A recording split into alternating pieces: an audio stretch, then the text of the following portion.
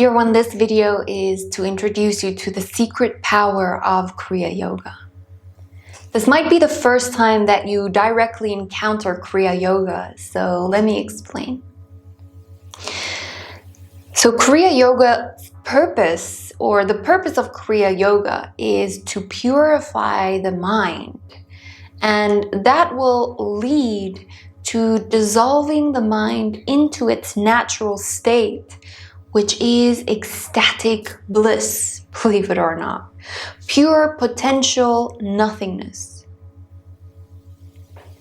I know it's easier to believe that the mind is made up of thoughts, but this will soon reveal the truth.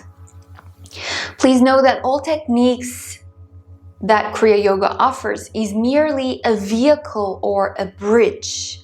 It is not the goal. There comes a time when techniques must be dropped, like traveling.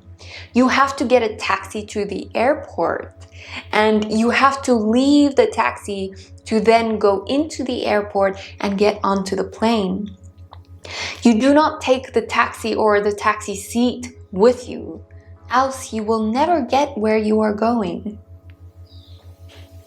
So we use these techniques as the vehicle.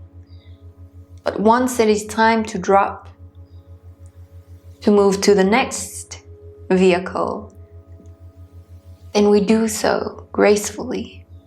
The most important thing to remember here is that the after practice poise is the most important part. This should not be disregarded. This should not be skipped at all. I cannot put any more exclamation on this. Please do not skip this part. That spaciousness of silence that is felt after practice is what is called parvashta, or pure being. It is also so important to stay in that bliss of being, not just for the practice, not just on your mat, because this allows you to dissolve anything into pure being. So it is enough to melt you back into the infinite bliss consciousness that you are.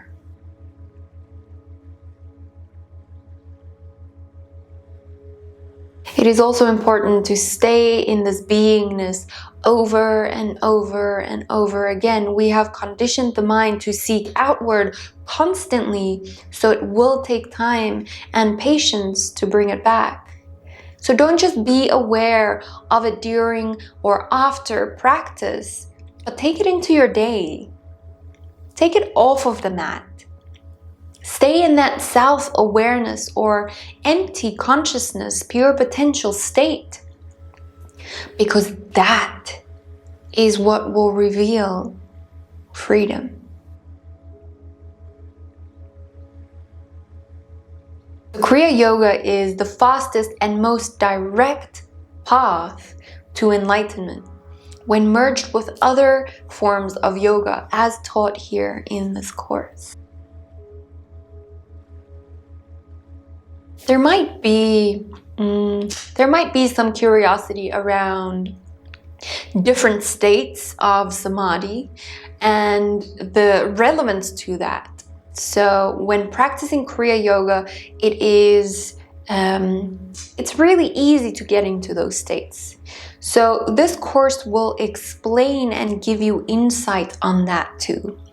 Please see the article that goes into more detail and explains that to you. Okay, so let's take it to the next step. Kriya Yoga has been hidden and kept a secret for a very, very long time.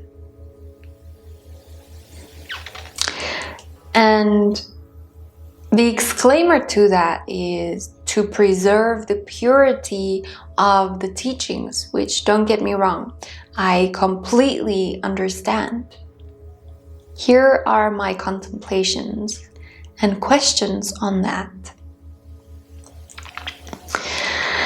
If you light one candle with another candle, Does the candle that lit the unlit candle become any more dim? Does it lose its light? Does it die because it shared its light with another candle? So from my perspective, this does not encourage the expansion of consciousness, nor does it support the ego's dissolvement.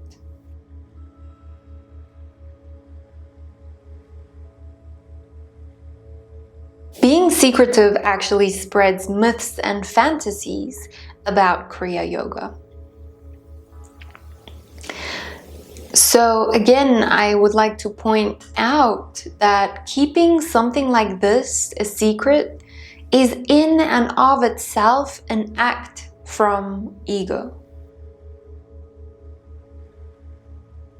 Again, I can be biased, and that's okay. Keeping the power to yourself only, there has also been a lot of dogma connected to Kriya Yoga, and a lot of masters have altered a lot of these techniques without anyone knowing. So with it being so secretive anyway, how was anyone else supposed to know what the teachings were all about? If you join an organization, they will give you snippets of the practice. And maybe after a year, they decide for you if you are ready to receive one kriya as initiation. And to let you know, some of the kriyas that is shared in this course will be gifted to you after a selected few after about 5 years after initiation, and initiation can take you up to 1 to 3 years. So when involved with an organization, and again, I'm not bad-mouthing organizations here, just know that it is not guaranteed that you will get initiated or that they will even share the Kriya practices with you. So let me bring in my personal story here. I am someone that has never fitted into any organization or any group or community. So also for personal reasons and not to spread bad impressions of any organizations here, I will not name anyone. So I will simply keep them as organizations because it's not about bad-mouthing anyone. They're still doing great work. So when I first truly heard about Kriya Yoga, there was this surge of energy flowing through me like I've never felt. It was almost like curiosity fueling something that I've never experienced before. And this was after I've already had major awakenings. I somehow watched the famous documentary, Awake, The Life of Yogananda, and I read the book. And even through that, the autobiography of a yogi, by the way, when I read that and when I heard Kriya Yoga, all I heard through the layers of my perception was yoga. Like I knew at that time and understood it as the asanas, as how I was practicing, and also meditation. So isn't it strange how we see the world as we are, and from that reference point, we also see what we are ready to see? I have never been someone, as I said, that joined communities or that joined or belonged to any institutions. It has never been on my radar. But with Kriya Yoga and this real surge of energy and curiosity that was fueled and initiated, I actually started having dreams about starting to learn. And I started dreaming about people I have never met before telling me about Kriya Yoga. And as I started looking deeper into this, I noticed very quickly that it is something that is not easily accessible. To my surprise.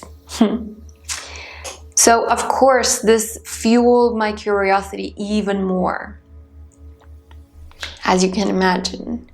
So, with a mix of curiosity and also instant gratification, I decided to join not only one institution, but actually two. So, as you get to know Carla better, you will quickly come to know that I play open cards. There is no poker face here or hidden parts. Even if I do try to hide my emotions or feelings, it shows on my face immediately. So I sent emails to the one institution sharing my experience and my dreams that I had, which I now recognize could potentially be Babaji and Lahiri Mahasaya's energy merely appearing as a form to me to understand the message better. That I should learn Kriya Yoga and eventually share it with others. So to my surprise, I was met with a lot of submissive aggression and resistance, telling me that I am never to share what I learn from them, as they are sharing a part of Yogananda's consciousness. Now, don't get me wrong, I truly and fully respected what they were telling me. So I never ended up opening up the course ever again, just so that I don't have any problems when I do share something about Kriya Yoga in the future, to know that it's not directly from them. So it brought forward an extremely strong reaction of anger and confusion. Because is time not a construct of the mind only? Are we all not the same consciousness? Can consciousness be dirty? Can consciousness be influenced? So why are these rankings or preferences then placed on top of consciousness? Are the very essence of what you are teaching not that your essence is always pure and free?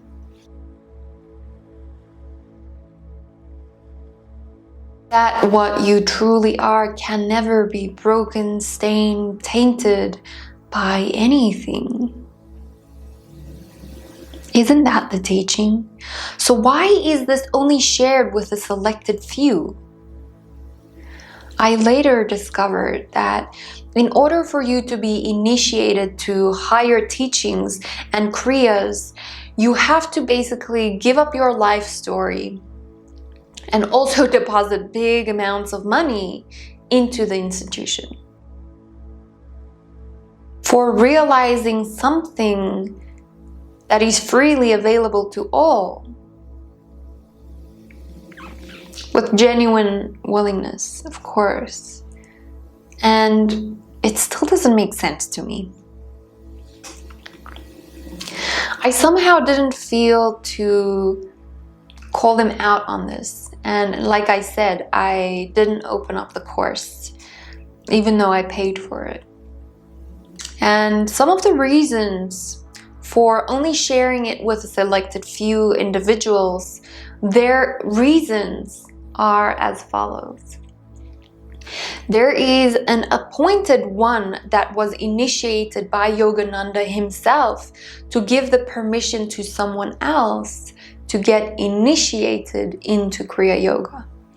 So this is based on a protocol of initiation and also the intuition of that dedicated person, whether they hear the voice of Yogananda telling them to grant permission to this person to be initiated. And then the specific kriya can be given to a person.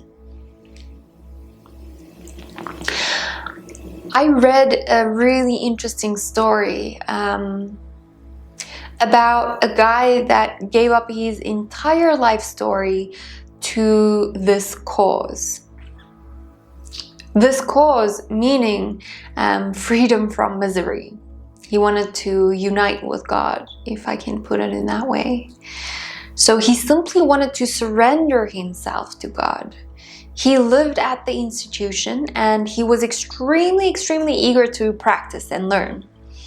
But the institution told him that he is only to practice when he is told to do so. He's allowed to practice at certain times when the institution's schedule allows and tells him to do so. They told him anyone that wants to learn and practice more is just being greedy and egotistical. So for an organization whose purpose is to help others achieve self-realization, this is insane. He left his body without self-realization, but again, in my opinion and my bias, this was a pure and true gift, because he set himself free from these conditions so that he can be delivered into more ripe conditions for self-realization.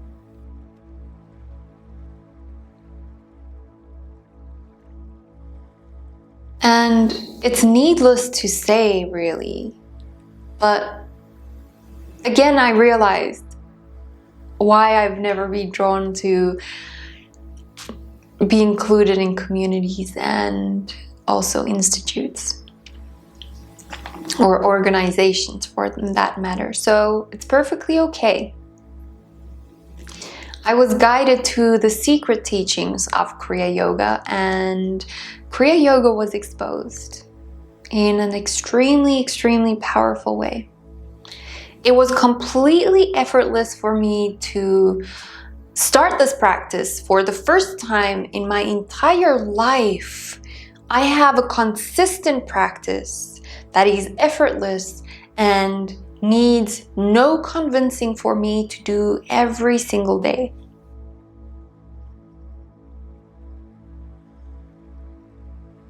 That to me is extremely profound. Doing it because I love doing it, not because it becomes another mechanical thing that I have to practice to satisfy the characters in my mind. It is important to know that this course contains no facts and is merely an expression of my perception. Even the Kriya techniques shared with you in this course are simple and clean. Without any distortion, I did not alternate them. I do not feel myself worthy to alternate such a beautiful practice. It is straight as it was taught to me. So where possible, I share my personal stories and comments based on practicing these techniques in this way and what I found in my experience. So I hope you enjoy, and looking forward to embark on this journey together.